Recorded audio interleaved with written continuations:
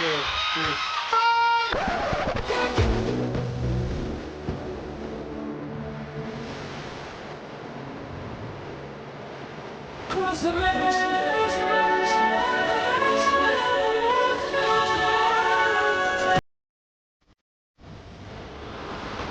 and welcome to SuperCoach Edge for the Round 6 review and Round 7 preview. Well, we've had some bad weeks up until now in 2023, but this takes the cake.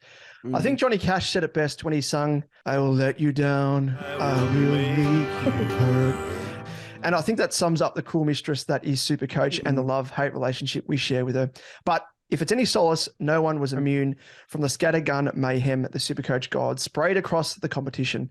Now we probably need more fingers on hands to count this down, but the number one traded in cash cow, Matt Roberts, who many fielded, going down with a knee injury and scored just 19. Then we had rookies such as Cowan, Jones, Johnson, Wilmot, Phillips, and Sheasel deliver subpar scores of 55 or less.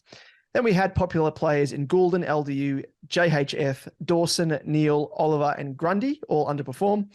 But the biggest smack across the chops came to those owners of the running man, Touk Miller, who went down with a knee injury for a score of just 40.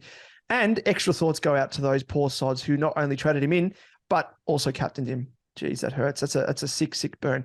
However, as we've always said, SuperCoach Edge here is a safe place. Let's just change the pace a bit. A safe place for the community to vent. And we'll be helping provide a rosy outlook for the weeks ahead. Won't we, Liam? How goes it? Was a rough week. It reminds me of that Simpsons episode where I think they go to Itchy and Scratchy Land or Itchy and Scratchy World, whatever it's called. And they're driving and they take the shortcut and the car is, it's got a wagon wheel. It's absolutely destroyed.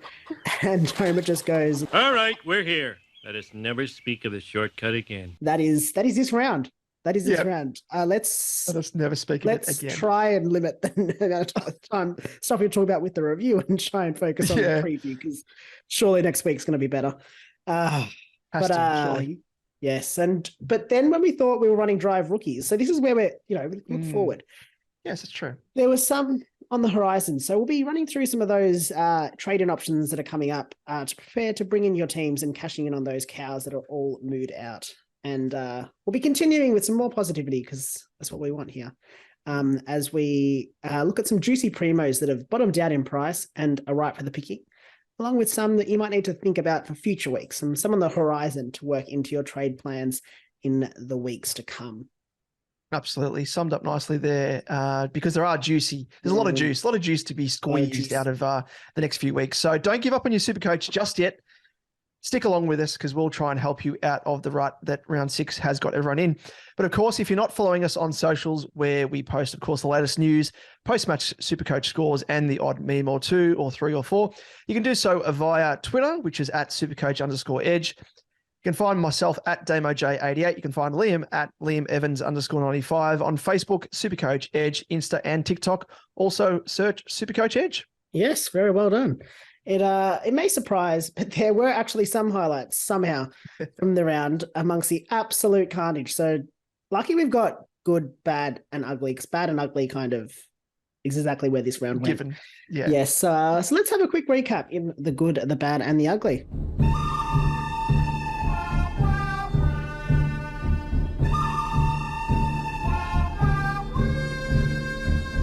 Yes, a complete dumpster fire of a round. But for those new to our show, in the good, the bad, and the ugly, we roll through some of the more notable and more forgettable performances across the round and touch on how our own teams performed in, of course, our head-to-head rivalry as we wrestle for ultimate supremacy.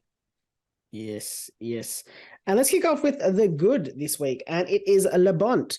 He rewarded those of us who put the VC on him first up with a whopping 180. Straight 82, up. I think it was. 182 or 180? It was some solace for owners, despite the spot fires cropping up throughout the rest of the round. I can tell you now. I remember seeing the 180. I remember seeing his score and thinking, we're in for a good round here. And boy, was I wrong. It's always the way though. Like, it kind of, SuperCoach is like that. Such is the cruel mistress that it is. It gets your hopes up, and you're like, oh, okay, I've started well. I've kind of hit the ceiling, and like surely you're not going to hit the lower than the floor. Mm. And yeah, as we saw on the weekend, we just plummeted through the floorboards and smashed onto the hard earth. It was not good. And I suppose, like, we always talk about like Sunday, bloody Sunday. Like it's always carnage on a Sunday.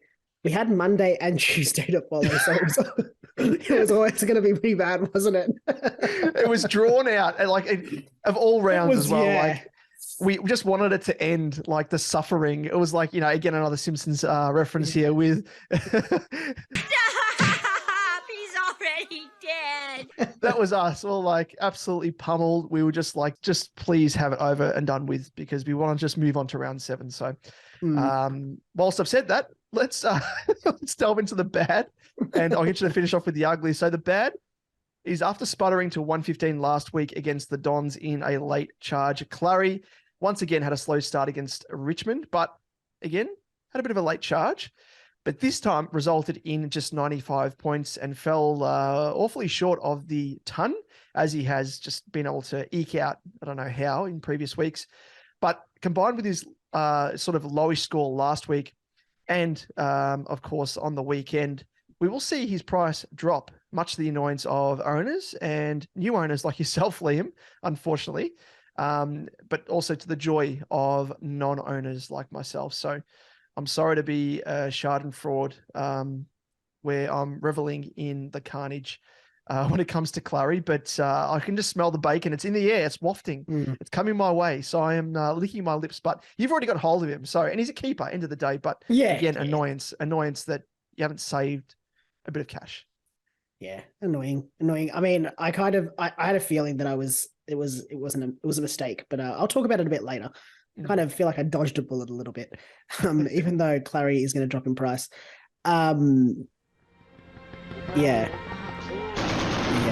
Clary. Just went your own little world then.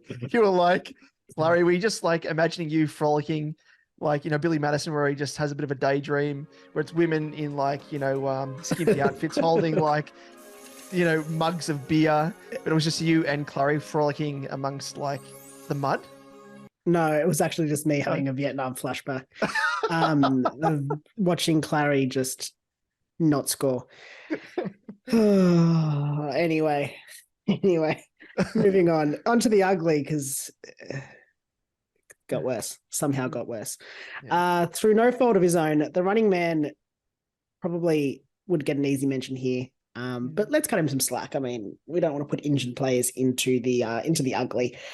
So instead, we'll sounds really harsh when we say it that way. Instead, we're going to put someone else there. Yeah.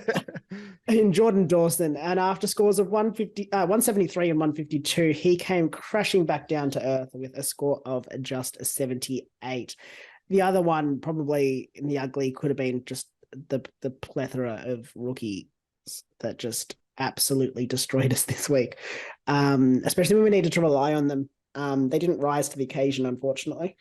Always the way when you need to rely on them. Like, a lot of people had obviously Tom Green, but I also had Will Day as well, and I had to hold him for a second straight week.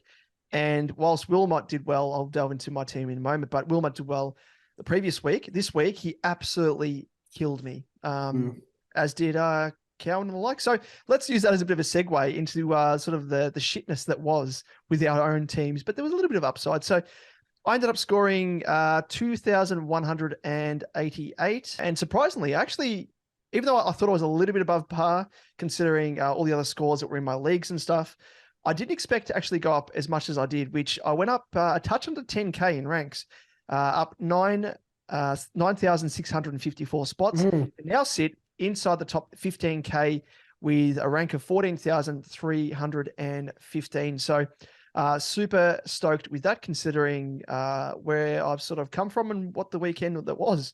But in terms of trades, I did continue the 2 down, 1 up strategy, bringing in Sinclair at the expense of Ginby or Gin and Tonic, whatever you want to call him, and ended up cashing in Mackenzie and Baker for Johnson and Roberts. And yes, like we mentioned, my round started like a house on fire, as it did for most of us who had the VC on Bont first up, and then had Rosie raising the bat with 126, but it went downhill from there, just rolling down the hill, and it wouldn't stop.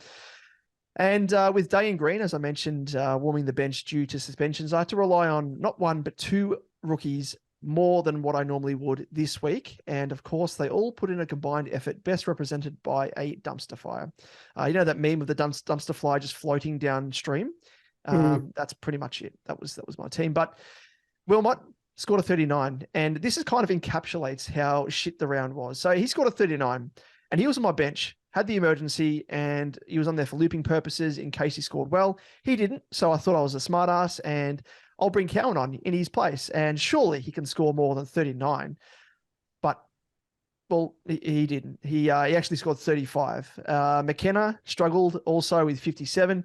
Michelini 50, Philippou 39, Sheasel 53, and my new recruit in Roberts 19. Then I had Premos and LDU put up a 72, and Goulden with a 47. So another sort of smack across, a bit of a 1-2 punch there. However, the performances of Stewart, Laird, Darcy, Jay-Z, and Taranto helped prop up my team, and I guess prevented it from being a complete disaster, thankfully. Also, pleasingly, on the cash cow front, Chandler kickstarted his cash gen again with 85. Once again, highlighting, our call, going back many, many moons ago now, before price rises, why we emphasize the importance of prioritizing that bloke. He's just an absolute gun. And he's really, I think, part of the reason why I'm going to maybe finish with a semi-complete side. So happy with him as a cash cow. And then also had Green and Ryan put up nice scores of 77 and 82 to continue making a spank for future upgrades. But yeah, as always, for a more detailed analysis of my team and, of course, the trades I'm looking to do heading into round 7, head across to my Team Talk episode, which released as of today, as we record this on Wednesday, the 26th of April.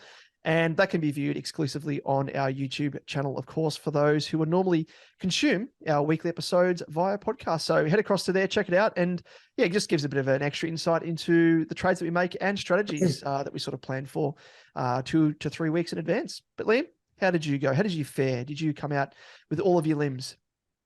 Yes. No. No. I mean, I went up, which was nice. 2,121, which I, like you, kind of thought, oh shit, what's going to happen here? But I went up 8,451 spots to sit ranked 38,141, which it's the right way. You know what? That's it. We're going the right way. There's only one way. It's up right now. Exactly. That calls for a bit of a throw to the old song, which we haven't used yet. The only way is up, Liam. The only way is up. Got to bring that back because I don't know. Maybe it's good luck charm. I don't know how it worked out last year, but maybe the only way literally is up. So it could be down, but let's just go up. Yeah. Into the moon. Yeah. So like you, I had some absolute rookie carnage. I mean, I don't know. I think so. I had a work event I was in Tasmania overnight, basically, on Friday night. Didn't really pay much attention to SuperCoach as much as I probably should have. And probably shows a little bit because I did end up missing a few scores. So like I forgot Wilmot. I forgot that I needed to, try and loop.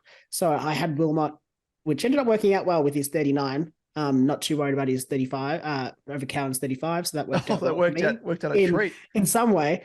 But then I did try and loop Johnson. And I thought Johnson 35, well, I can't take that. Roberts, get on my field. And that didn't work out as well. I'm trying to look across the field. Yeah, I had Phillips. I had Philippou. Phillips subbed. Sheasel 53, Goulden 47. At one stage, I didn't loop. I was going to loop Chandler over Green.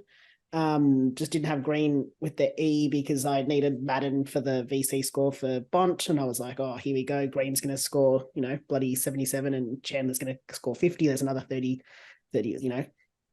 20, 30 points that I'm going to miss. But no, luckily that worked out in my favor for once. Yeah, and I bought Clarion for a 98. For a 98. Anyway, made the 3 trades this week, similar to you, Damon. Ginby, he became Roberts, did not work out well there. Baker became Johnson. Yeah, I guess that probably will work out longer term, hopefully. Yeah. And Setterfield did become Clary Oliver, which will work out longer term. will work out long term. I mean, Setterfield didn't score as well as Oliver this round anyway, so that worked out instantly. Yep, worked out an absolute treat. Yeah, I kind of just brought in Oliver. I needed to do something, brought him in, just try and climb up the rankings. Despite his poorer score, I'm actually not too concerned. I dodged a few bullets.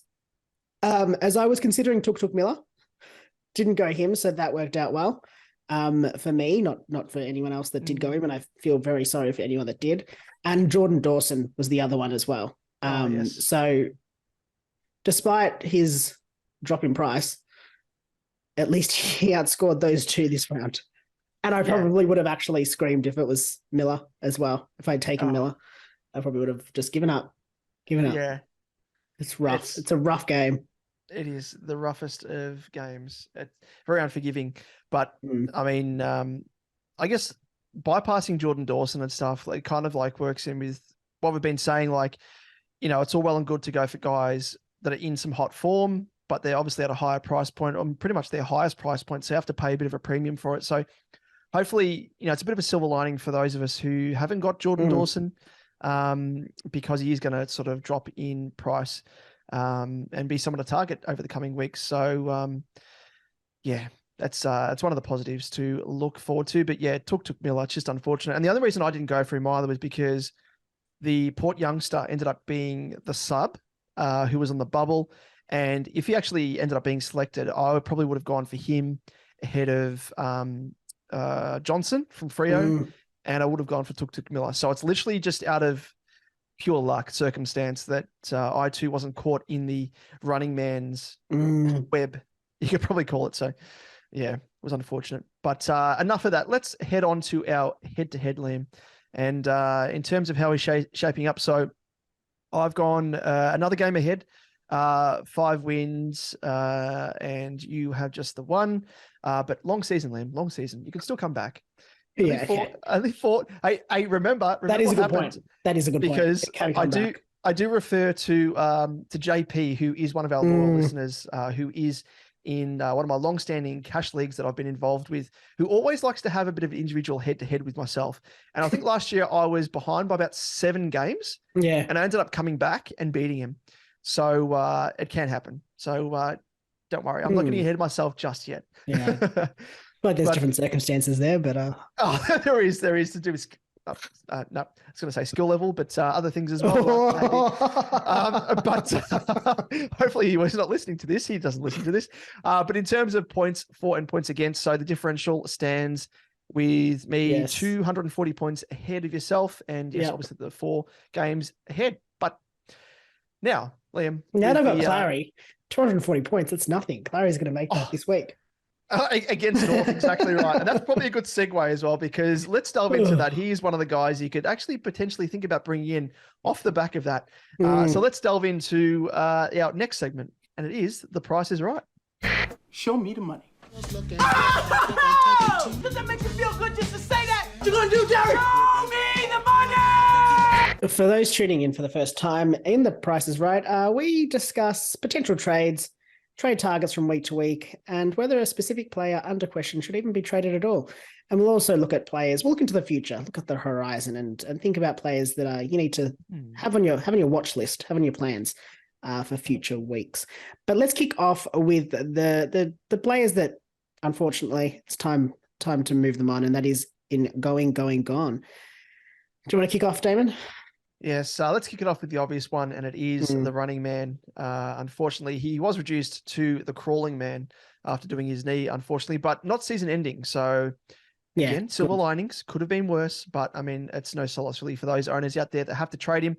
Has been ruled out for the short to medium term after sustaining, they're calling a lateral meniscus tear in his left knee. And yes, that will obviously, unfortunately, require a trade. Upside is that he's still priced around the range that allows you to reach for the likes of a Laird, Bont or an opportunity to pay up for that pink sweaty pig in Oliver, or save 150k by going for someone like a Will Day, who's kind of still on the cusp. We don't know if he's going to be a keeper or not, but again, scoring well and save you a bit of cash to use for future upgrades. Tookie Miller is priced at 592.6.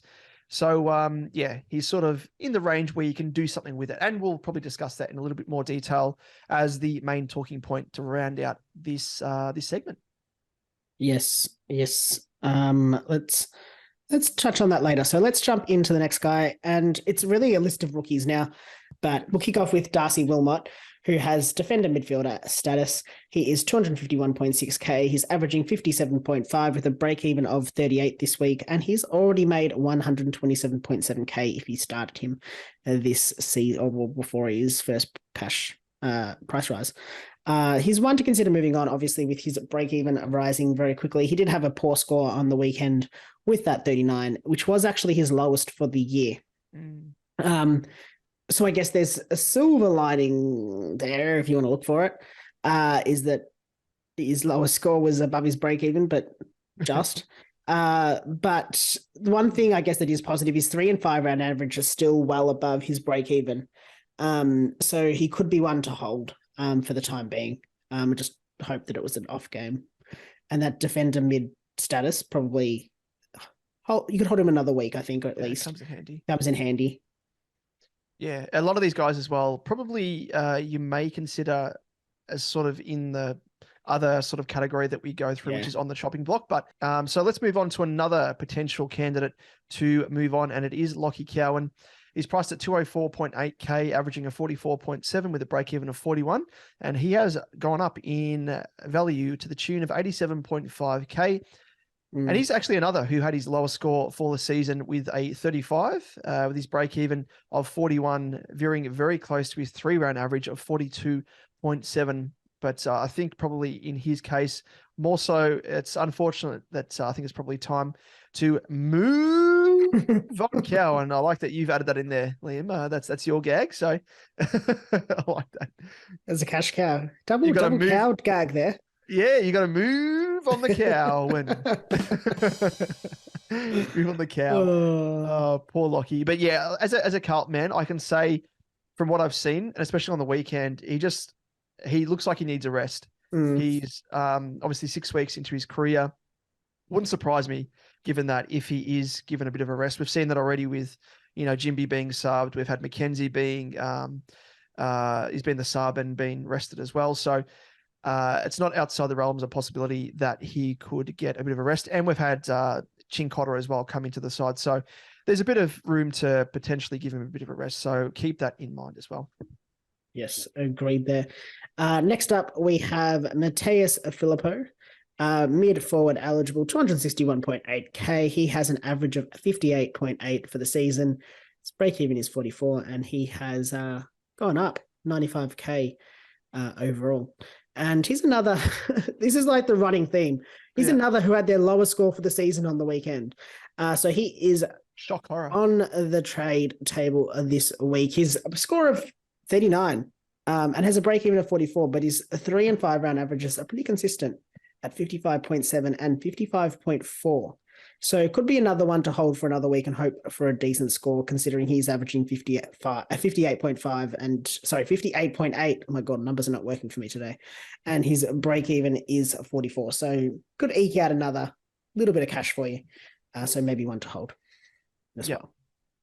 Yeah, I think all these rookies here, there's a common theme. They all just wanted to score within the 30 range. All of them so far, like that we've mentioned, just putrid. But I mean, that's running theme. The SuperCoach guys are like, no, you get a 30 score, you get a 30 score, you get it just Oprah style. Hey, have a look under your seats. There's a 30 score. Classic. But let's move on to the next player, and it comes in the form of Max Michelini, and he's a defender. He's priced at 311.8k with an average of 67.5 and a break even of 69. Did it for 2. And he has gone up 175.6k.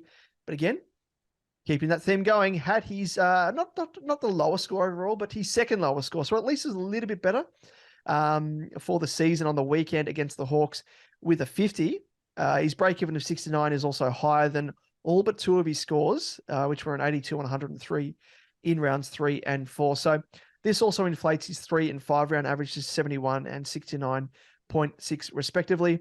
However, if you can make his break-even of 69, which he is projected to do so according to SuperCoach Plus, his break-even would then fall to 60, 43, a 50, and a 55, meaning there's potentially still some cash to be made, potentially, albeit small amounts, unless he posts a huge score like he did in round 4. So again, you can probably apply that to all the rookies, really. If they have a big one breakout game, which kind of is what we saw with Chandler on the weekend from the Ds, to really kickstart his cash generation. All these guys could potentially do the same, but again, that's just part and parcel with rookie roulette. We don't know if that's going to happen, obviously. So, yeah, he is another guy to consider using as a bit of a stepping stone to a fallen primo. Agreed. And now moving on to young hawk, Cam McKenzie, mid-forward eligible, 245.1k, averaging 57.5 with a break-even of 79. He was on this list last week, and for good reason, as he actually lost 18.2k on the weekend. His break-even is also now 79, and so he's going to likely continue to lose cash with the sub-affected 14 from round 5 still in his rotating 3-week average. And so he has gone up 64.8k, but obviously that's dropped by almost 20k. Had just 68% time on ground and 27 CBAs. And for him, not good that Will Day is coming back, because you'd expect those to drop, no doubt, as he comes back this week. So he's an easy cash in for a rookie on the bubble this week. I think you'll get a decent amount if you trade him to a Mitchell. A Seamus Mitchell is, but nobody going to get quite a bit. Yep. Yeah, a fair bit. And yeah, that's a good point as well that you've made about CBAs and whatnot, because over the past 2 games where Day's been absent, his CBAs will sort of when he was playing alongside Will Day, his CBAs looked like 52%, then dropped to 25, 17, and 7% was his lowest. And then the first week that Day was missing, it rose to 28%, and then on the weekend it was 27%. So you're going to think it's going to drop down to around about, what it has been, between 5 to 15% when Day has taken the bulk of CBA. So doesn't bode well for him. Looking at his sort of projected or longer term break evens, it can kind of, again, need sort of a semi-decent score to kickstart his cash generation. But yeah, it's going to be hard to see him doing that without those CBAs, isn't it? So it's going to be one to consider moving on. But let's move on to the next category, and it is on the chopping block. And these are probably more genuine players to sort of consider 50-50 chances. Don't necessarily have to move them on. And the first one is Oscar Baker of the Dogs as a midfielder. He's priced at 258.5k, averaging a 58.7 with a break-even of 37. And he has gone up a nice and juicy 134.6k. And he went up another 6.4k on the weekend, but his break-even remains low enough for you to keep him if you can. If you can average around 63 over the next 3 weeks, he will continue to rise 10k at a time. However, if he scores lower than that, his cash generation could come to a halt as soon as next week. So he's pretty good depth/bench cover off the bench at minimum, and one you can afford to hold in the short term. But if you need to punt someone in order to make cash required to bring in a primo with another sort of stepping stone type player, there's no harm in punting him. Moving on to Conor McKenna, defensive eligible, obviously, 302.6k. He's averaging 71 with a break-even of 62, and he has made you 135.1k. Now he went up another 14.8k on the weekend, and his break-even, while on the high side at 62, is still achievable for him, with both his 3 and 5 round averages being 66 on the dot and 66.6, very consistent. With projected scores, yes. With projected scores around the 60s for the next few weeks, he is actually projected to go up another 25k by round 11, which basically ends up being around the time of his bye. So you could potentially hold, if he can just keep going in the 60s, which looks like he could, you should be able to hold him until the buys and then offload him, and you'll make another 25k-ish. Yeah, no, I like it. That's a good point. And now is probably a good time as well, more than ever, to start looking at, even when it comes to guys who you're considering trading out, like you've made a point of there, rightly so, but also guys that you're bringing in at the moment. Just have a look in terms of how it balances out your buy structure, because you don't want to be left high and dry, especially in the first week of the buys. And you're found scrambling, trying to get in, stop gaps in the form of rookies that could play 1 or 2 games and thereabouts, which you don't want. So keep that in mind over the next few weeks leading into the buys. But very good point there. Let's move on to the next category, and it is the more positive of all these, and it is get them in. So let's kick it off with the Cogs, Stephen Canilio, as a mid-forward. He's priced at 499.2k, averaging a 102.8 with a break-even of 49. And Cogs did arrest his falling price with a handy 136 points against tough opposition in Brisbane 2, to his credit. Went up 13.6k on the weekend, and with a break-even of 49, the time to jump on him is now, given he comes at a 58.5k discount on his starting price, and that low break-even speaks for itself. Currently the 5th best scoring forward, and has reaffirmed his spot as a top 6 scoring forward come the end of the season. I think a lot of people that had started with him, I know some people have been frustrated with his up and down scoring, but again, just keep in mind that even more so now after this week, his ownership's gonna jump. So anytime he has a down score, just keep in mind it's gonna affect the vast majority of other coaches in the competition as well. So keep that in mind. But juicy player to bring in. And I guess to an extent, I know he's up and down with scoring, but the fact that he's the 5th best scoring forward still, that's a positive. If he's not scoring, averaging, he's averaging 102.8. That's not bad. That's not bad. Moving on, next guy on the list, Rory Laird, mid-eligible, 634.3k, averaging 111.5 with a break-even of 103. Now, he comes at a 69.6k discount after his slow start to the year, but he's finally hit his straps. His 3-round average is 119.3, and his 5-round average is 123.8, and that just reflects how underpriced he is in comparison to his overall average of 111.5. He does face Collingwood, who he has scores of 154, 144, and 185 points against in his past 3 encounters. So the time to jump on is now if you don't own him already. And if you ever took Miller, I don't know, that's probably, 40k you have to spend. I'm not sure what took Miller. Yeah, about 40k. Yep. It's the best 40k you'll ever spend. Oh, absolutely. Yeah, it's we've been saying it a fair bit, but silver linings, that's literally one of them. If you haven't had Laird from the start, and you're getting him at that nice little discount as well. If you opted for Oliver over Laird and you're getting Laird in now, if Touk hadn't been injured, who knows when you would have been able to bring in Laird, and he could be going on an absolute tear. So like you mentioned, good time to bring him in if you haven't got him. But let's move on to another good option, and it is Jack Sinclair of the Saints as a defender, priced at 543.7k, averaging a 99.8 and a break-even of 117. So he scored the 105 on the weekend against Carlton, and yet his break-even climbed from 113 to 117 heading into round 7. As such, you could probably afford to wait on him if there is another more immediate option to jump on, such as Cogs or Laird, who we just spoke of. But if he scores like he did on the weekend, he's only going to lose around about 3k or so, like he pretty much did in round 6. So no biggie if you have to wait a week when he faces North in round 8. Otherwise, he's practically ripe for the picking. So yeah, I jumped on him heading into round 6 and could have opted for Cogs, and I missed out on an extra 30 points there, but much for muchness. I'm getting both in. If I went for Cogs, I would have got Sinks in this week. So yeah, it's all part of the plan, man. Yes. Now moving on to another defender option, and it is James Sicily. Now here's one you could wait. You could bring him in. Either way, but let's go through his stats. 533.7k. He's averaging 99 with a break even of 111. I don't know how I feel. Dropped another 21.3k on the weekend. I know how I feel as an owner, and it's not good. Yeah.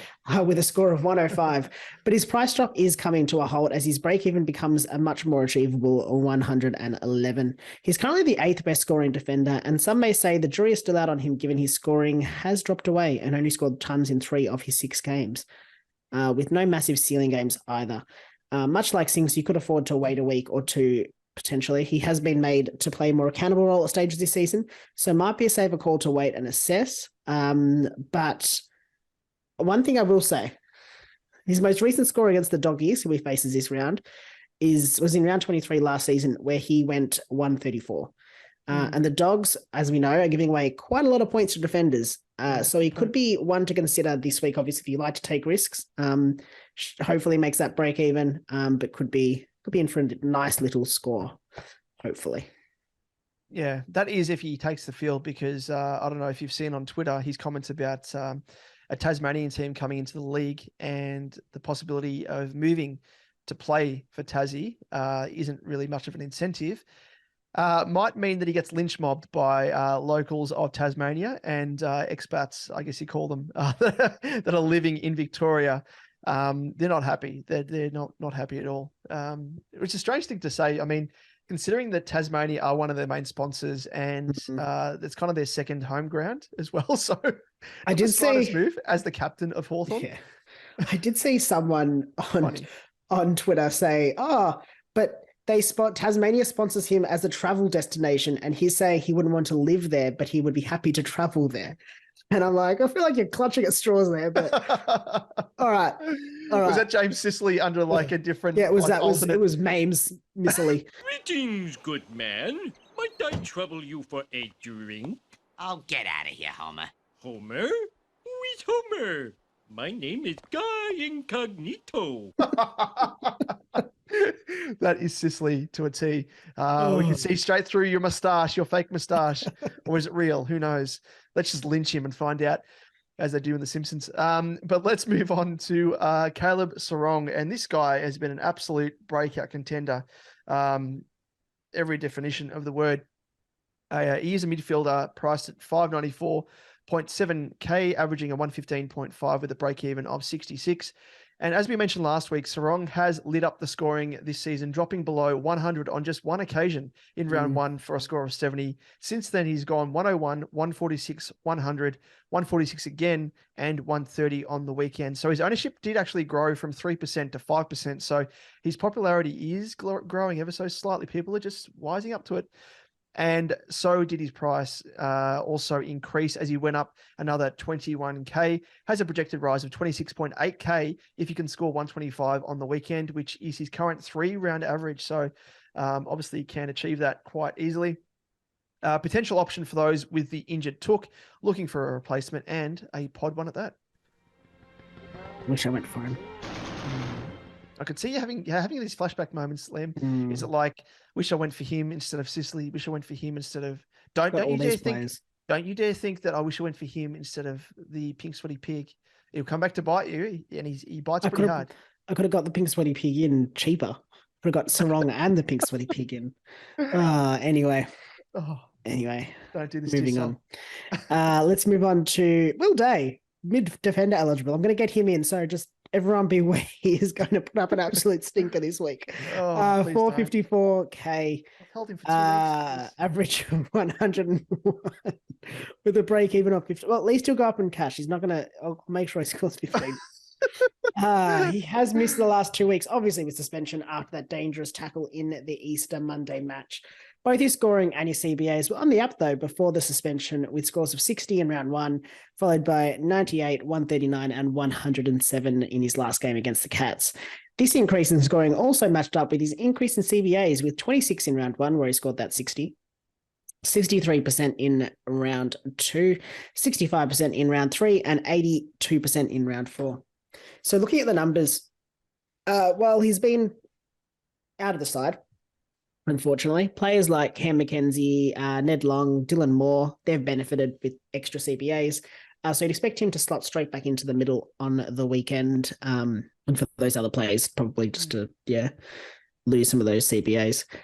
Also, I think they just had a smaller mix. Like I think Warple and the like, they all took more CBAs as well. So I think there's definitely opportunity there for him to get slot straight back in and get some good numbers there. Obviously, I think the key question will be whether he is a season-long keeper. whether he does fit in as your D6. Is he a D6? We don't know. He's never done it before. But his recent DPP addition does help his cause. He gives you valuable flexibility.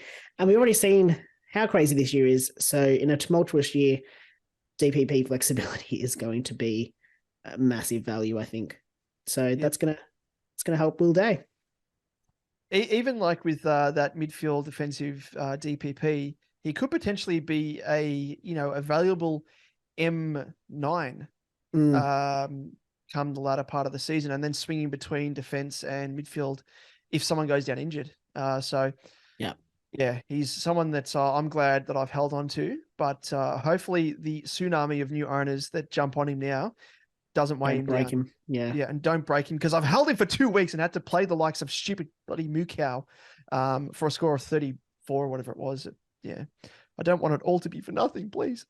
But anyway, let's move on to the next category on the bubble, which is, of course, the rookies. And the one who's going to be the most popular, hands down, is our man, Seamus Mitchell. I should have got one of his cards ready because, as you mentioned last week, he's been one of the interesting, we'll call it one of the big hits of the select card pools we've had from a SuperCoach perspective. Anyway, yes, good old Seamus Mitchell. So he is a defensive forward, priced at 123.9k, averaging a 73 with a break even of -75. So has looked rather good in his first 2 games. The scores of 67 and 79. Most pleasingly is that the fact he's been given the responsibility of taking some kick-ins also in his first game. That shows that the coaching staff does really have faith in his kicking ability.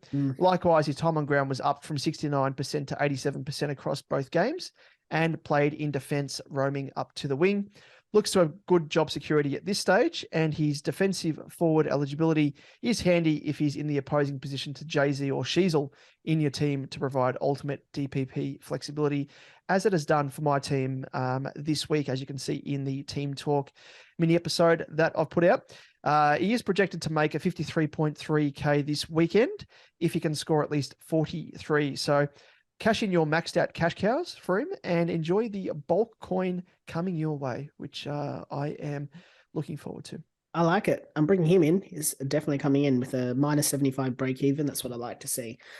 Now, moving on to next option, and it is Corey Wagner, defender, midfielder, 117.3k, averaging 51.5, break even of -36. He's 64 in his second game. Was much more close to what I want to see than his 39 in his first game. But in terms of job security of the cash cows on the bubble this week, he could potentially be one with the shakiest job security. Firstly, his biggest competition for his spot in Chapman returns from injury this week, which may instantly see him lose his spot, unfortunately. Secondly, his disposal efficiency has been unreliable across his career, dating back to his time both at North Melbourne and Melbourne, although he did clean it up on the weekend to his credit with a 78% disposal efficiency. But he has shown the dangers of this, gifting a goal to the opposition on turnover, and as a mature age player, one would think coaches are less forgiving compared to, a younger rookie. His DPP does come in handy though, but his long-term job security is highly questionable. And it's not like he's got a massive score in that cycle. Like, it's not like he's got 100 that's going to make him skyrocket in cash really quickly. So yeah, I'd be watching team sheets, particularly for him. Being a little bit concerned. Yeah, he screams out to me like he's almost a different positions, but like a Will Brodie clone, can find the pill and works hard for it. But yeah, his kicking does let him down. He's someone that can't be relied upon. And yeah, mate, good point there in terms of like a mature age player making stuff-ups and stuff. If there's someone else on the outer, on the cusp of coming back from injury, that could take his spot, yeah, that's even more concerning. But just wait to see for team sheets there, as you mentioned. But another teammate of his is someone to potentially look at, and it is Sam Sturt, who is selectable as a forward, priced at 123.9k, averaging a 49.5 with a break-even of -28. And he's largely a forgotten man at Freo after having been on Freo's list since 2020.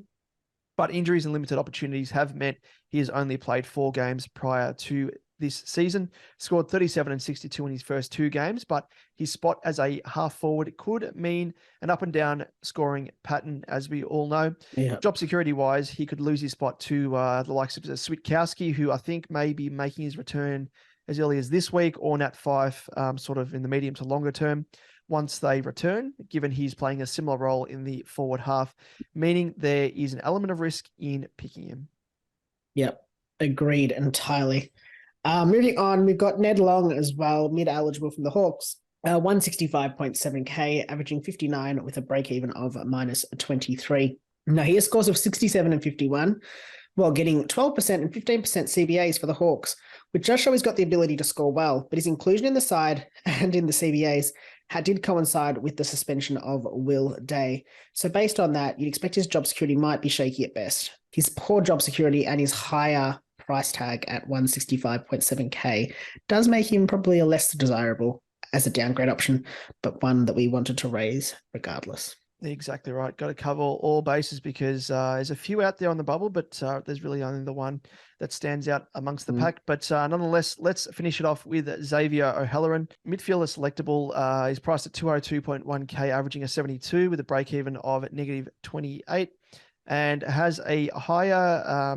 He's a higher priced option for your midfield, and it does mean, however, he won't net you as much cash as a downgrade option and will require a higher level of scoring from week to week, average-wise, to make cash. So he's been given opportunity through the midfield with 20% and 24% CBAs in the last 2 weeks, and he's played predominantly up forward outside of that.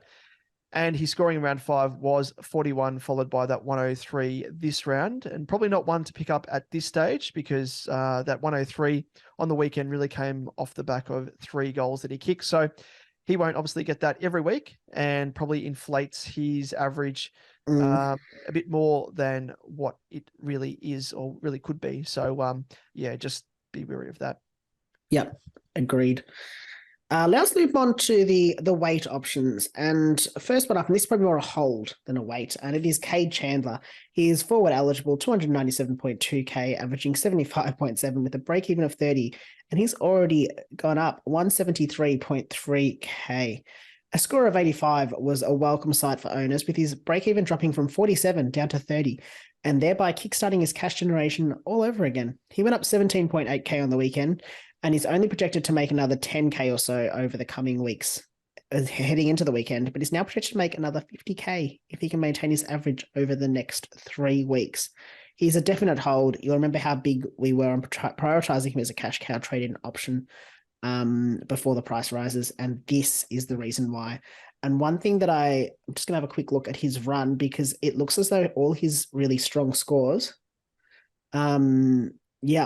he's 9. So he scored 93 against the Bulldogs in round 1 at the MCG. He then scored 90 against Sydney at the MCG. And then he went 85 against Richmond at the MCG. I think that, he loves playing the at the bigger, the biggest ground, I think gives him some space to play into. It plays North this week at the MCG. Hopefully he can score well there. Plays at HBS Heritage Bank in Gold Coast. And then plays at the MCG again in round 9 against Hawthorn, then at Adelaide Oval against Port Adelaide, and then has a nice run of MCG games around heading into his bye. So could make some decent cash. Wow, that's a very good pickup by you, Liam. I like that on the fly. He's treated us well, so hopefully that can continue. And I'll be holding him for as long as I can. I think he's almost at that price point now where, just to put it into perspective, like at the moment anyway, but if he was to max out at that 350 mark, it only takes a 130 or thereabouts to get up to somewhere, or 140 to get up to like a cogs at the moment. If there was someone of his price point available as a fallen primo. He's going to be an easy, nice little springboard to a fallen primo. So love the look of Cade. But let's move on to round it out. And it is Clary Oliver, the big pink sweaty pig, priced at 688k on the dot, averaging 123 with a break even now a hefty 171. And we finally saw the sub 100 score from his Arsenal really on the weekend, although just marginally with a score of 98. It's meant his break even has shot up to 171, and he's projected to lose over 23k in the next 2 weeks, giving him a price of 650.4k or thereabouts. So very, very juicy indeed. As I said, I can smell the bacon. It's wafting the smell. It's wafting through the door, and I'm salivating at the prospect of getting this man in. But he does face North on the weekend, like you mentioned earlier, Liam, who have given away big scores to opposition inside mids. And Clary's most recent score against the Kangas was that 178. So could he make his 171 break even? It's very much echoes of what the situation that Tom Stewart was in, where he smashed out a big score and going into the next week against, I think it was the Hawks, and had a big break even, and thankfully didn't break that break even that he had done historically. So hopefully the same thing happens with Clary, and for my sake anyway, as a non-owner, selfishly, doesn't have a big one. Bring on the 178 if you ask me. No. Let's jump into the rookies that are on the horizon. So these guys just look out for. We've got Alex Chincotta, Ryan Angwin, Ollie Lord, Mitch Nevitt, Sam Simpson, and Aaron Francis, all to be watched as the weeks go by. Yep. So we'll touch on most of those guys, if not all of them, depending on if they play their second game for next week's episode. So let's finish off this segment with our usual talking point, and it is for this week what to do with Tookie Miller. So Liam, I will hand it over to you in this case here to kick us off. So yes, what shall we do with Tookie Miller? Yep, obviously a trade. He's priced at 592.6k. So you've got. I'm going to just assume you don't have any cash to upgrade. I'm going to look more at options that you could get to without using any cash. So you'll obviously be able to jump on the likes of a Will Day, Josh Kelly, Paddy Cripps, or some of these might be slightly over, but they're around that 600k mark, or under that 600k mark. Sorry, Paddy Cripps, Darcy Parish.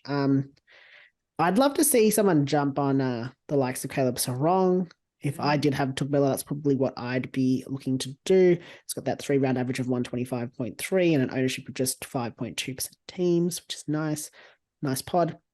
Now, another real potential pod is Paddy Dangerfield, who is flying under the radar just a little bit.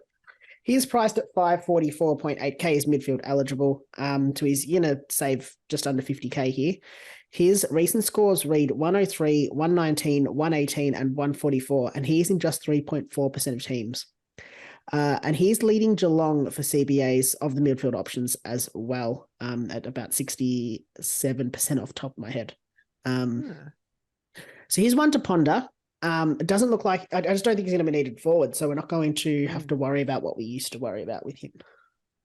Yeah, that's a good point, actually. So one to consider, big risk. You probably need to see him finish as a top 10 defender really to bring, midfielder to bring him in. But could be a nice pod as well if that's what you like. I like it. A bit of harping back to yesteryear with Danger. So don't mind that as a left field option. But yeah, as you summarised nicely there, Liam, his price point for Tookie is the silver lining here, as you are virtually spoiled for choice in terms of trading options. For me, Will Day is one who also a lot of people will be jumping on, given it will give owners a spare 150k roughly thereabouts to put towards other upgrades over the coming weeks. Obviously, the caveat in that we don't know if he's going to be an eventual keeper. Yeah. But I would be leaning towards that option, as I said, if you already have the likes of someone like a Laird, who I think probably should take priority. Again, Laird's low break even, good historical form line against the Pies, could absolutely go bonkers this week and go up in price to the tune of 30 to 40k. Who knows? Like, it may be one of the last chances to jump on him.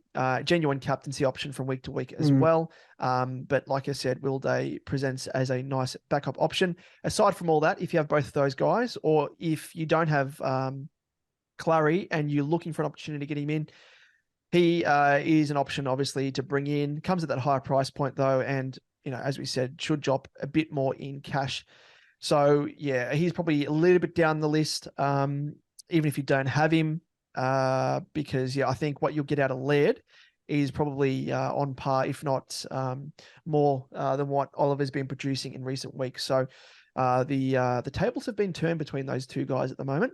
But those are probably my top options for Tookie Miller.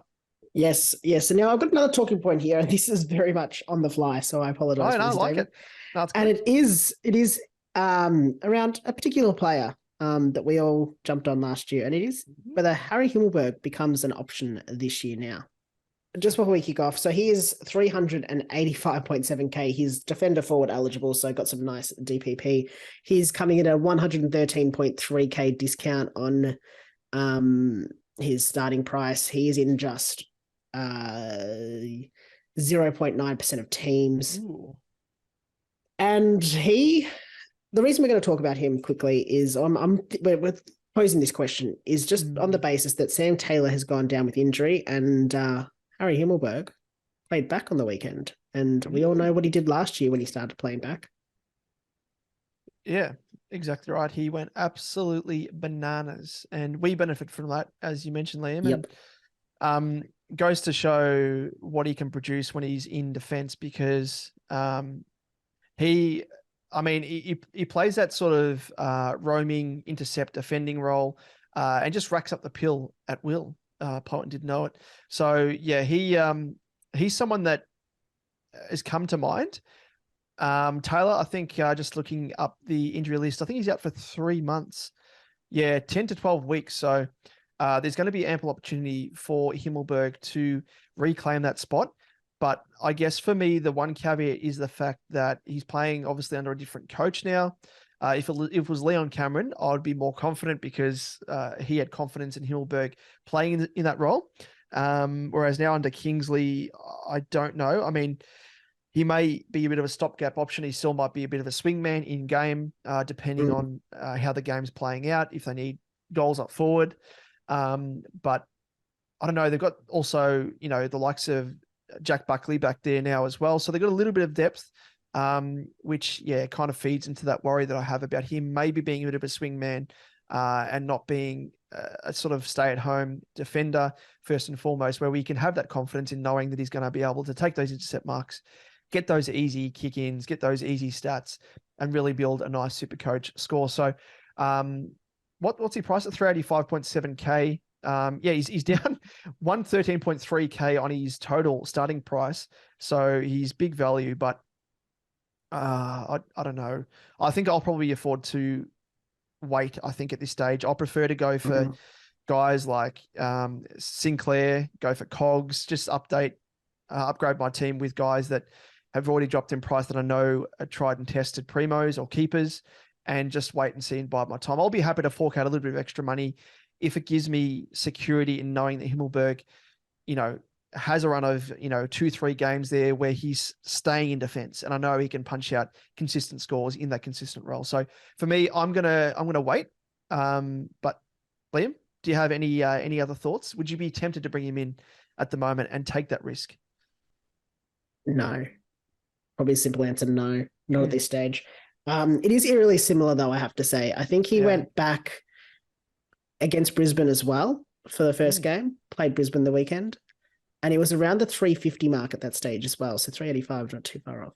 So I don't know. History repeating, do you think? Yeah, I just wonder. No, probably not. It was much later in the season. It was around the buys off memory. Around 11 it was. Actually, it was the week before the buy. And then after that, out of the buy, he scored a 187 against North. But from then on, he punched out 100 plus scores in every single game bar 4 to end the season. I mean, the problem there was that he did also get swung forward, did swing forward in those matches as well, even with Leon Cameron. Yeah, probably a bit early for mine. I'd want to see it again. Was it just an in-game move because they needed it? And as you said, they've got a bit more depth down there now. Potentially, he just goes back forward. It's hard to tell. I'd want to see more. I mean, I know you're getting him at a real cheap price at 385.7k, but you probably need to see a bit more from him. You can afford to wait a few weeks. I mean, his break even is 33, so it's not helpful. But yeah, I think sometimes you have to pay. It's better to pay a little bit of a premium, a little bit more for the peace of mind, I guess, around it. So I would not be trading him in just yet. Yep. And also just looking at the injury list, Phil Davis, I mean, probably take him with a grain of salt because this guy is injured more than he's not. But he's still out for another 2 to 3 weeks with the groin injury. But even so, I mean, that only gives him a window of 3 weeks where if Phil Davis returns, then you'd think that, okay, well, he's going to kind of help shore up their defense, as depleted as it is at the moment. And Himmelberg will either be a swingman or go back to playing in the forward line if he does start playing a bit of extra time over the coming next couple of weeks in defense. So that pretty much settles it for now. But maybe let's revisit this over the coming maybe month, maybe heading into the buys, because it could be history repeating itself. So he might be a nice little gem as he was last year. But Liam, it's that time of the round. Do you have it ready? Yes, but I don't want to wear it this week. I feel like it's not fair to wear it this week of all weeks. Oh, what, do you think it's more of a punishment? Are you talking down the hat, the captain's hat? No. It's not that. It's more so just it. I don't feel right wearing it, knowing that it comes at a hollow victory, I guess, because you did obviously pick someone that went down injured. So I don't want to wear it. Okay. Week. Well, the segment we are referring to, it can sit here for this moment. Okay. I'm the captain now. Look at me. I'm the captain now. But it's not being worn. We'll see. Very, very, very noble of you. Very noble. I just don't feel right. No, it's a win. It's a win's a win. It's a win. It's a win. I mean, it still counts. Still counts. Yeah. But we'll get into why it is in the moment. But yes. Yes. And I'm the captain now. We chat about what VC and C options we've all got for the coming week. As always, we've scrounged through the data and we have found the best options for you to consider. And we're going to kick off with vice captaincy options on Friday night with Rowan Mitchell against Port Adelaide on Friday, 7:50 p.m. at Marvel. Rowan, what did I say? He just changed his name to Rowan Mitchell. Oh my God. I think you got Seamus in your brain. Seamus on the brain, which is fair enough because he's an absolute gun. Well, his cards are worth a fortune, an absolute fortune. Well, no, I'm talking about Rowan Marshall, not some new, not Seamus. Not Seamus? Oh, you're talking about Seamus Marshall. Yeah, Seamus Marshall, that's him. Anyway, he is playing against Port on Friday at 7:50 at Marvel Stadium, and he has an average of 97 in his last 4 games against Port, with scores of 86, 69, 143, and 90. And not much to write home about there, but it should be noted that the Power do give away the second most points to opposition ruckman. So, I don't know. Does Marshall go big? Maybe. He's going to play, Teakle? I think Teakle's now in the ruck for the Port. Maybe. But Marshall's that out of form at the moment anyway. Like, he could play the inanimate carbon rod and still score an 80-odd. So, yeah, I'm not satisfied with Big Marshall. Considering Gawn's back, he's on notice, but he may be saved with Gawn getting a DPP in round 12. So, we'll revisit this, Rowan Marshall, in the team meeting. But the other option is Lockie Neal against Freo on Saturday at 1:45 p.m. at the Gabba, and has an average of 112.3 in his last 3 games against the Dockers, which has been a little bit up and down with scores of 87, 171, and 79. And he actually hasn't been the most reliable of scorers to date, but faces his old side at the Gabba, so could be more of a left field pot option more than anything. But yeah, it's kind of one of those weeks, I think, where it depends upon who you have in your side. And there's a bit of a point of difference. There's a vice captaincy. You could go large if you use it as a bit of a a bit of a pot option in comparison to, say, one of the more popular options, which are the next 2 players coming up, Leon. And the first of which is Marcus Bontempelli against Hawthorn, Saturday at 4:35 p.m. at Marvel Stadium. Now, he has an average of 131.5 in his last 4 against the Hawks, with scores of 136, 115, 114, and 161. And he comes up against the Hawks, as I mentioned, who give away the second most points to inside mids. So could be another big one from Bond. And he went, 182 on the weekend? So yeah, 182. And plays also liking on the it. weekend coming up his milestone game. I think it's his 200th game. So extra It's incentive all coming up in. to come out and absolutely obliterate it. But I'm a little bit worried with Connor Nash. He's been doing a little bit of a tagging job in recent times, and is a great sort of pairing against him. But it is Bont, and he is a bit of a threat across the park. So hopefully he can shake any tag that he may get. But next up, as a VC option, we've got his teammate in Timmy English, the breakfast, in that same game. Only averages 87.5 against the Hawks with scores of 102, 82, 103, and 63. And the Hawks have gone in with a two-pronged ruck setup all year. And with Max Lynch injured on the weekend, Lloyd Meek should return to combine with Ned Reeves to try and work over English. However, his hot run of form can't be ignored with no score, get this, lower than 131 this season. Just absolutely insanity. With an average of 137.8 and a 5-round average of 138.6. It just gets better. It's crazy.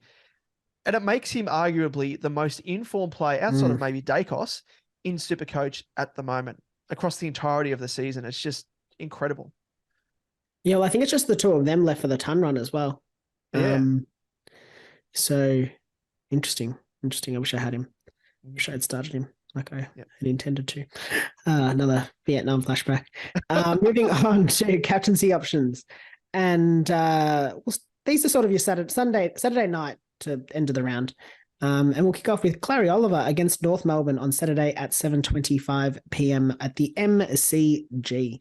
And he has an average of 135 in his last 4 games against the Roos with scores of 178, 116, 137, and 109.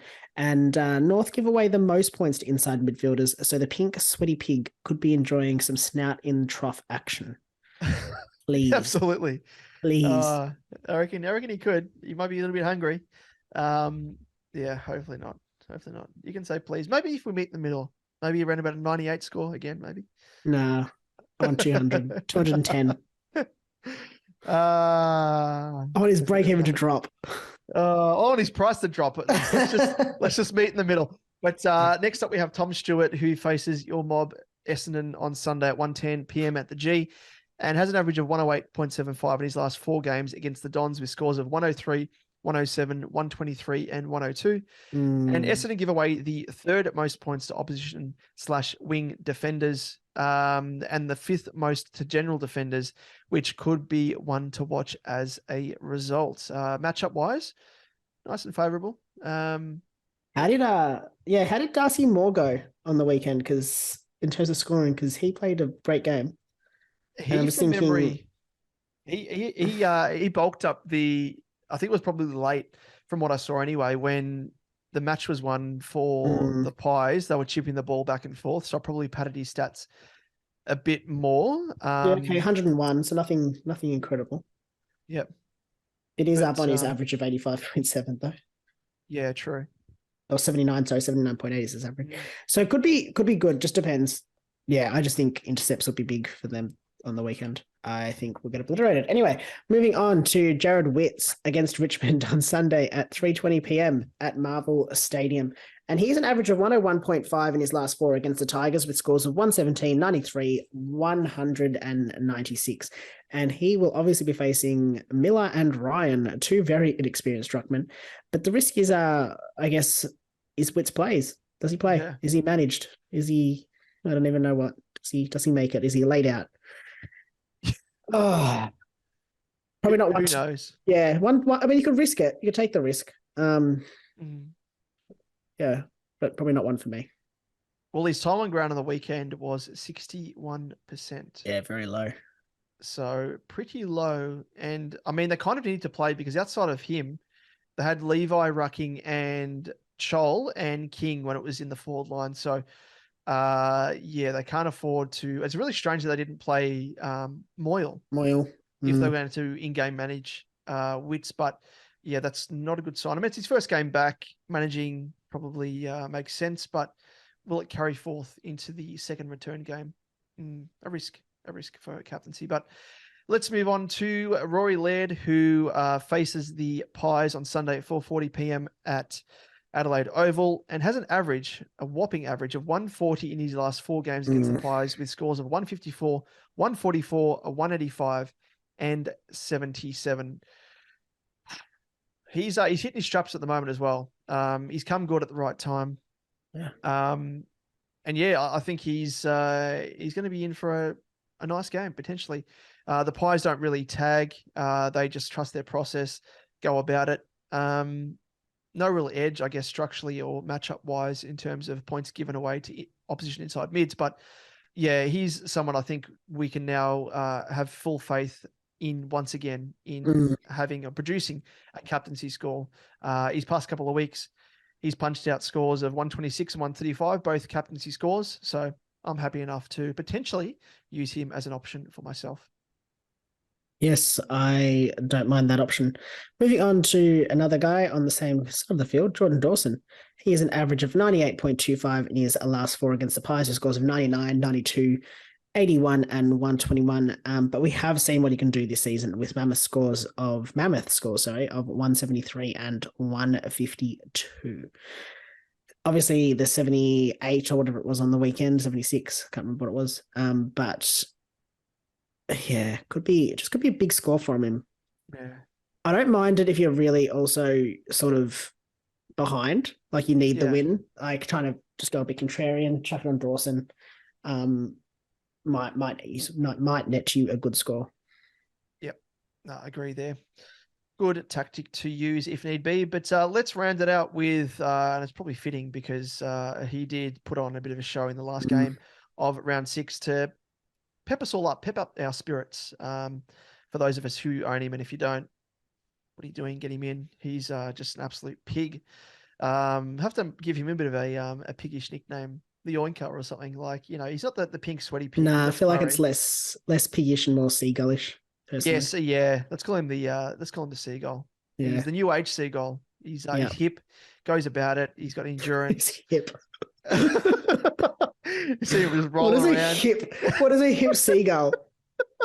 I don't know. He's just new age. He's kind of like someone that listens to alternative music. He's really trendy in the way that he wears his shorts. I don't know. He's only has like, I don't know, triple baked chips or something. Crinkle cut. He's got like a real he's a real. It's like a chip connoisseur. Yeah. Like it. Oh, are you talking like hot chips though? Because hot chips. You like hot chips. Maybe he's new age because he likes all types of chips, like French fries, crinkle cut, whether it be fish and chip chop, fish and chip chop chips. Jesus, buddy, she sold seashells by the seashore. And you'll see this man there because he's a seagull. Nick Dacos, if you didn't sort of didn't know who we were talking about. Pretty obvious. Faces the Crows, obviously that same game. Has an average of 108 in his last 4 games against the Crows, with scores of 53 and a 163. So he's coming out for 145. And of course, I mean, how do you do? Just an Anzac Day medal to boot. But will Matthew Nicks be the first coach in the proper season, to finally pay Dacos some attention in the form of a full game close tag, in the form of, say, a Berry or a Ben Keys, aka Pidgeotto from Pokemon, with that hairstyle of his? A bird on bird, perhaps. Bird on bird. Also, just, I don't know if you want to look at this. He's played at Adelaide Oval 2 times for scores of 163 and 128 for an average at the venue of 145.5. I mean, it's only 2 games, so probably hard to look at it too much, but. Yeah, I don't know. Surely, like, now's the time, like any time. I mean, we're 6 rounds into now, heading to the seventh round of the season. Hasn't had any close attention applied to him apart from Hinkley throwing Buddy Jones onto him for a quarter or 2 and being absolutely pantsed. But to win an Anzac Day medal, but also win the game virtually off his own boot, just such was his influence. He's kind of up there in terms of influence with like a Jardin Ablett, like champions of years gone by, which is funny to say about a second-year player, but he's just, he is already next level. He has elevated himself into that status. Such is his influence. So surely that happens this week. So that's the one thing that I'm kind of wary of in putting the captaincy on him outright. So it might be a bit of an antipod, but again, it'll be the first game out of 7 that someone's actually put a tag on him. So, I mean, I just feel like Ben Keys is the perfect option. Like plays as a forward. Yeah, it's just if Ben Keys doesn't tag him, then like I just don't think he's ever going to get tagged. Like, yeah, that's a fair point. Like we were chatting about it briefly prior to the record of this episode, and you made a very good point about. Yeah, Keys is already playing up forward, so it's not as if you're grabbing a traditional midfielder that's used as a tagger, such as like a McGuinness or a I don't know who else is really out there as a genuine tagger anymore. But you don't have to displace them to play them in the forward line.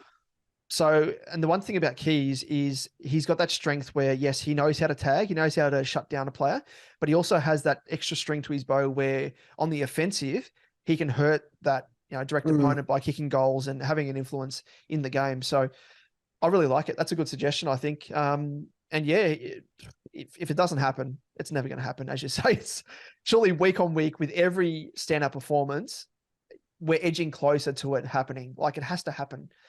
So I don't know. Has to be the week, surely. Matthew Nicks, we're both available for the weekend if you need us. Exactly. Tacticians, get us in there, get us in the boardroom. We'll throw the magnets around. Don't worry. Pretty straightforward, I think. Keys, just get him on him. Get him on him. Incredible. But Liam, let's jump into our little captaincy head-to-head. And do you want to sum us up what's happened? So you obviously got the captaincy, not the captain's armband, the captain's hat. And that's going over the shoulder of me yet again, unfortunately. And you get to have it there, pride of place on your desk. I'll put it on the chair behind me. No, it's not going to hang. No, see, it needs to be on your head or okay, not okay. No, too humble. Too humble. I can't do it. What happened? What was the? I'm kind of. It's the common theme for me from week to week now. It's kind of as I said, I'm winning our head-to-head weeklies, but you are absolutely trouncing me. On the other hand, which one would I prefer? I think I prefer the head-to-head. But anyway, yes, unfortunately, you did pick the running man. And he obviously went down, and as you have dubbed him, he was the crawling man, unfortunately. Yeah, poor guy. Which does mean that I have the 4 wins to your 1. And I picked Oliver, just for context, who scored 98. So there was a 58-point differential there, which gets added on to the total. But yeah, that's it, I guess. This week I've got first pick. You do. Who are you going to go with? Well, I can't go Oliver. I've shot myself in the foot here. But would you want to go for him? No. Yes. He's going to score 210. I am going to go Timmy English for the first time. No, I've gone him before, but that's fine. That's fine. Go him again. Yep. Timmy English. I think he's going to score well. Personally, and just continue the ton run. I actually didn't even bank on. It didn't even occur to me that you've already selected Oliver last week, and you're going to select him again. So he was my option actually, Timmy English. If you didn't go for Oliver, so this is kind of like a bit of a double-edged sword, maybe potentially, because either way, I'm going to go for Clary, of course, against North. Silly not to, given the historical form line and just given that his high floor is as high as it is at the moment. But if he doesn't score well enough for me to grant me the win in our captaincy head-to-head, it'll mean that potentially he has a low score. So either way, I'm winning.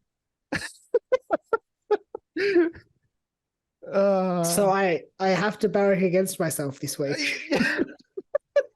Yes, exactly. See, the tables have turned, Mr. No, Bond. it's all right. I want our friend, what's his name? Clary Oliver to score 210 and for Timmy English to score 211. Oh, very good. Very good. I like that. That'd be the one result where I would be crying as I wipe away a tear that's already surfaced. But yeah, I'm going to go for Clary. Sweet bacon. That's what I would be doing if I thought ahead. I know we never think ahead with these at all. In fact, who's Clary got after this week? I don't even know. He might have an absolute bloody rip snorter matchup that's even better. But I'll back it in either way. But as I do that, I'll punch it in, and it's Gold Coast. He has Gold Coast, who he has the best average against out of any opponent, 131.6. Nah, I'm going to back him in. I'm going to back him in. Don't worry, because I'll probably get him in next week anyway. So, I won't really. I won't have a coin for him. Against Gold Coast. Oh, it's at 121, 166, 106, 175, 143, 147, and a 112. No, I'm backing him in this week. I'm not gonna be projecting ahead. I'm going for the win. Well, I would have him next week anyway. As first, no. Sorry, no, you would have first choice next week. Yeah, so you could take him. Yeah, it could be tactical, but no. I'm gonna back him in. Come on. Oh, I'm gonna back him in because I wanted to score low. Because I'm almost the curse when it comes to captaincy choices. I'm glad that I don't have Clary, because if I had him and then he was my choice, it would hurt me. That wouldn't as much. But anyway, let's move on to our SuperCoach Edge Cup public group and the results across the board for round 6 for our groups, our Patreon subscribers, and everyone else. So let's kick it off with the SuperCoach Edge Cup public group leader, because it is, again, it's Shea Butter, or Shay. Apologies, we always butcher your name and I just make a complete back to the top again. Back to the top. The team puzzles, round score of 2318, if you don't mind.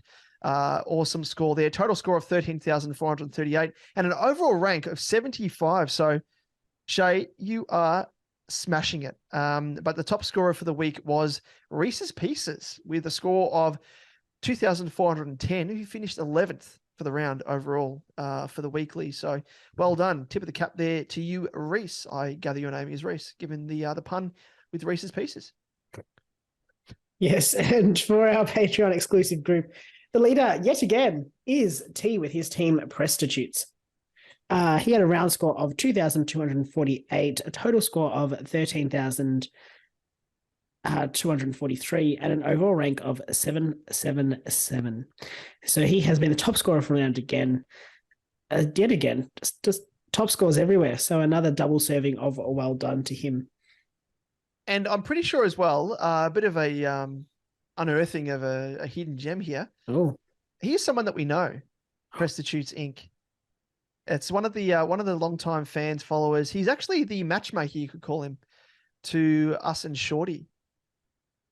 Jonas Goat. Is that the case? Yes, because I jumped onto Shorty's live that he did on Thursday, I think it was, and I was in the chat there and joined in, and Jonas was like, "Hey, at SuperCoach Edge, I've on top yet again, yada yada, in the group Prostitutes Inc." And I was like, "That's you. That is you. Well, what's with T? I thought his name was Jonas. That's disappointing. Maybe it's not the case. It's disappointing. What are you hiding, T? Are you like some sort of villain, some Bond villain in a lair?" But anyway, in the terms of our Patreon exclusive SuperCoach Edge Let's cash stop league, offending our good listeners. we're going to have none left by the end of the season, the way I'm going. But the results looked like this, with Popperball FC defeating Black on White. A bit of an upset there, because Black on White has been in good form. Popperball 2,111 defeated Black on White 1990. Good year, maybe. I don't know. I was only 2 years old. Church of Parish 2121 defeated by, I didn't even realize we were matching up against each other. Defeated by me, DJ Traderlot, with a score of 2188. Tankers, our combined father-in-law, Pete, ended up defeating Ton 618, which was a score of 2137 against 2092. And then Carps Crushers, to round it out, with a score of 2,105, was defeated by the Sharpshooters with a score of 2,184. So the ladder looks like this, Liam. Yes, Brett, with the team's top sharpshooters is in first place on 16 points with 4 wins and 1 loss. In second is Matthew Tunn, 618, 12 points, 3 wins and 2 losses. Damon, you're sitting pretty in third spot. DJ Tradelot, 12 points, 3 wins, 2 losses. Scott Arthur rounds out the top 4. Black on white, 12 points, 3 wins, 2 losses. Very, very big logjam here. In fifth place, we've got Wade, Carps Crushers, 12 points, 3 wins, 2 losses. Dylan is in sixth place with his team Popper Ball FC, 8 points, 2 wins, 3 losses. Peter with his team Tankers is in seventh spot on 8 points, 2 wins and 3 losses. And I, yet again, sit on the bottom of the ladder with 0 points, with 0 wins and 5 losses. And I'm a bit annoyed this week because I would have beaten 4 other teams. It's just like every week I'm just playing. Yeah, it's true. I'm playing someone that's just, anyway, it is what it is. It 4 is other teams. what it is. Yeah. Jeez, that's right as well. Yeah. Oh, it's one of those weeks. I was saying to you, it's almost, I reckon there's at least one league that I'm in every single year. It doesn't have to be the same league, but there's at least one league where I, despite the fact that I'm scoring pretty well from week to week overall, I have my opponents virtually play their grand final against me on that given week. Even when it's a team that's down the bottom, they have like players that score well above their projection and just trounce me. And it's just so annoying. And then I have my 4 differential and against, and I've got like against is like in the top 1 to 2, and my score 4 is in like, again, the top 1, 2, 3, top 5. And it's just like, you find yourself out of the 8. Yeah. It's frustrating because the results should be going the other way. But again, Liam, I have faith. Who do you face next week? I reckon it's, you might have easier prospects maybe. I thought it was going to be a win against me because I think your projection. My projection was good. Was good. And you were actually going to beat me based upon projections. And I was like, oh, okay, well, here's your first win. But yeah, it wasn't to be. I was going to say very noble of you anyway, to continue propping up the ladder. That's what you're like. You're just that noble person who continues doing so. So I'm up against Popper Ball FC, Dylan. I'm coming for you, Dylan. Exactly. This is the week. This is the week. We say every week, this is the week. It sounds like me when it comes to our captaincy head to head. This is the week. This is the week. But anyway, that brings us to the end of the show. Hopefully we've pepped up your spirits after a shitful round all around, and we've helped you forget about it, despite the fact that I've just reminded everyone about it. But before we go, Liam, where can our listeners find us across our socials? Yes, if you want to watch us in vodcast form, on YouTube, search SuperCoach Edge, and please don't forget to like and subscribe. We are edging closer and closer to our 1K goal by the end of the season. So thank you to everyone that subscribed. But if you listen to the podcast, jump across. On Twitter, you'll find us at @SuperCoach_Edge, David at DamoJ88, myself at @LiamEvans_95, and on Facebook, Instagram, and TikTok for all your memes, all your latest news. Search SuperCoach Edge, and that is where you'll find us. Very nice. And as I refresh our YouTube channel, we've actually got another subscriber, which is yes. So thank you to whoever that was. And we're now up to 739. So if you're watching this at the moment, hopefully it's past that point. But if you haven't subscribed, get onto it. Thank you in advance, and help us on our way to that 1K subscriber mark. But yeah, as I said, that's it for another episode. So thanks as always for tuning in, and goes without saying, this week, it's going to be a better week. Rosier prospects. Hopefully that we've pepped you up, put a pep in your step, and we'll catch you same time, same place. We'll see you then. See you guys.